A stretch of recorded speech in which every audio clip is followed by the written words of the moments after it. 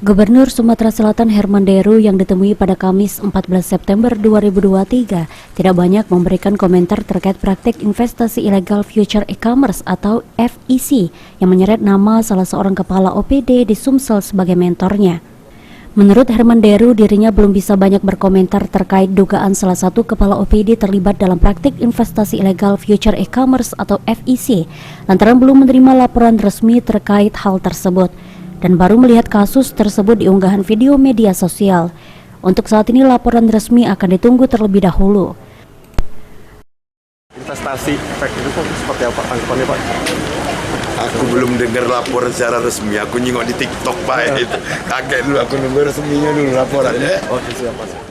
Sebelumnya viral di media sosial TikTok video salah seorang kepala OPD diduga Kepala Dinas Pariwisata Provinsi Sumatera Selatan berinisial AS mempromosikan dan menjadi mentor praktik investasi ilegal Future E-Commerce atau FEC. Sandi Pratama, PAL TV.